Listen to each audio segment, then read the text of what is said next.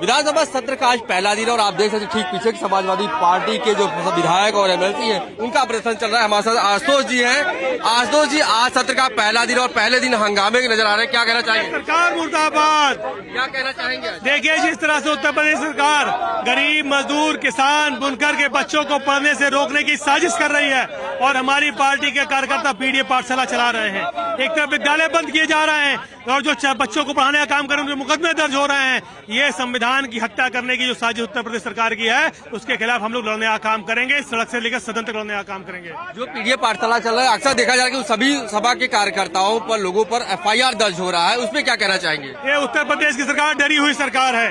वो जानती है कि गरीब का बच्चा पढ़ेगा तो उनसे प्रश्न करेगा, इसलिए उत्तर प्रदेश की सरकार मुकदमे दर्ज कर रही है पढ़ाने वालों के ऊपर। सत्र का दिन काफी छोटा है और देख रहे हैं कि पहले दिन ही तमाम मुद्दों को लेकर आप लोग आए हैं। कई ऐसी समस्या, किन किन मुद्दों पर इस बार सरकार से आप चर्चा करने वाले हैं? हर मुद्दे पर सरकार को घेरेंगे। बच्चों की शिक्षा से लेकर गरीबी, बेरोजगारी, अपराध, बाढ़, हर मामले में सरकार फेल है, इसलिए हर मामले में सरकार को घेरने का काम करेंगे। बिल्कुल, देखिए यहाँ पर आप देख सकते हैं तस्वीरों में कि यहाँ पर तमाम जो प्रतिनिधि हैं समाजवादी पार्टी के, उनके द्वारा यहाँ पर हाथों में जो होर्डिंग बैनर है उनको लिया गया है और उसी के द्वारा जो है बातों को रखा गया है। मंत्री जी, क्या कहना चाहेंगे? विधायक जी, किन किन मुद्दों को लेकर आप सरकार से बात करेंगे आज? ये चारों तरफ से फेल है ये सरकार। ये ऊल जलूल की बातें करती है, गांव में कोई विकास नहीं हुआ। पश्चिमी यूपी में तो सारे किसान रात भर जागते हैं। चोरों का इतना आतंक है, लुटेरों का इतना आतंक है, आए दिन डकैतियां हो रही हैं। और मैं आपको कहना चाहूंगा, बताना चाहूंगा कि हमारे जो धनखड़ थे उपराष्ट्रपति, उनको किडनैप करके रखा हुआ है। पहली सरकार है ये जिन्होंने किडनैप करके रखा हुआ, वो जिंदा है मुर्दा किसी को पता नहीं है। दूसरा हमारे सतपाल मलिक थे जो राज्यसभा मेंबर रहे और सेंटर में मिनिस्टर रहे, उनको जो सम्मान मिलना चाहिए था मृत्यु के बाद वो नहीं मिला। तिरंगे में लिपट के जाना चाहिए था। ये जलेसी की सरकार है, इसलिए कि किसानों का फेवर करते थे, इसलिए उनको किन किन मुद्दों पर आप विधानसभा सदन में मुद्दा कौन कौन सा आप लोग उठाने वाले हैं इस बार? सारा बेरोजगारी है और लूट खसोट है, थाने नीलाम हो रहे हैं, कचहरियां नीलाम, जो एसडीएम की अदालतें हैं, जो कोर्ट कचहरी है, एडीएम, सब नीलाम हो रहे हैं, थाने नीलाम हो रहे हैं। दुनिया भर की लुटाई है सरकार हो रही है। इसमें आदमी सब बच्चा रह गया, नौकरी का कोई प्रावधान नहीं है। बच्चा पढ़ता है, बीए पास होता है, नौकरी का कोई नहीं। 10,000 रुपए पे बताइए कोई नौकरी होगी? संविदा पे भी सबको नौकरी नहीं दी जा रही है। देखिए यहाँ पर सुबह से ही हंगामे चल रहे हैं और लगातार आप देखिए कि यहाँ पर तमाम जो विधायक हैं, सभी लोग हैं, वो लोग यहाँ पर आपसे पूछेंगे किन किन मुद्दों को लेकर आप इस बार सदन में जाने वाले हैं?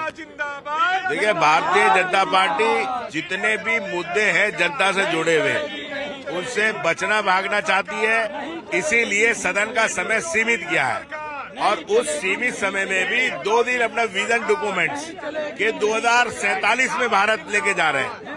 तो ये बाढ़ की तरफ से जनता का ध्यान हटाना चाहते हैं, जो स्कूल मर्जर हैं उनकी तरफ से ध्यान हटाना चाहते हैं, जो चिकित्सा सुविधाएं जनता की ध्वस्त हैं उनकी तरफ ध्यान हटाना चाहते हैं, खाद की काला बाजारी की तरफ से ध्यान हटाना चाहते हैं, बेरोजगारी की तरफ से ध्यान हटाना चाहते हैं, लोगों को अच्छी शिक्षा का जो नारा दिया था उससे ध्यान हटाना चाहते हैं। तो भारतीय जनता पार्टी की इन्हीं नीतियों का समाजवादी पार्टी यहाँ भी विरोध कर रही है और सदन में विरोध कर रही है। देखिए यहाँ पर आप देखिए हाथ में जो बैनर, इसमें बकायदे लिखा गया कि प्रयागराज में किस तरीके से जो बाढ़ की स्थिति है उसको लेकर यहाँ पर आर.के. वर्मा जी बात करें तो सदन छोटा है, आपने बाढ़ का मुद्दा जो उठाने की बात की, क्या लगता है कि सरकार वहाँ पर सरकार ने जानबूझ करके मानसून सत्र को 4 दिनों के लिए लाया और उसमें भी केवल 2 दिन विधायी चर्चा होगी, बाकी 2 दिन जो भारतीय जनता पार्टी का विजन डॉक्यूमेंट पर चर्चा कराने का काम कर रहे हैं। ये विधानसभा की गरिमा और महिमा के खिलाफ है, नियमावली के खिलाफ है। नियमावली के अनुसार विधानसभा चलनी चाहिए।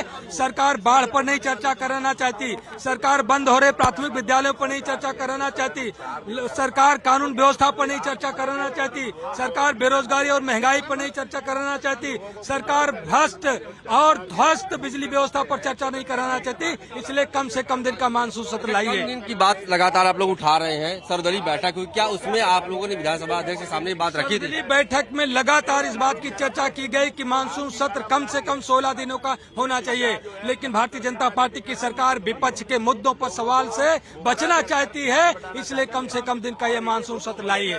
बिल्कुल, देखिए यहाँ पर तमाम जो विधायक हैं, जो एमएलसी हैं, वो इस मुद्दों को लेकर कि सरकार इस बार जो सदन चला रही है मानसून सत्र वो छोटा है, लेकिन इस बार मुद्दे कई है, चाहे वो महंगाई का मुद्दा हो, बेरोजगारी का मुद्दा हो, चाहे वो बिजली की मुद्दा हो, चाहे फिर वो जो बाढ़ की स्थिति है, उस तमाम मुद्दों को लेकर विपक्ष पूरी तैयारी की है। और लग रहा है जिस तरीके से पहले दिन ही विपक्ष ने अपना तेवर दिखाया, ये माना जा रहा है कि इस बार का मानसून सत्र छोटा भले है लेकिन हंगामे के आसार नजर आ रहे हैं। सहयोगी समीर के साथ अश्विनी सिंह, पंजाब केसरी, लखनऊ।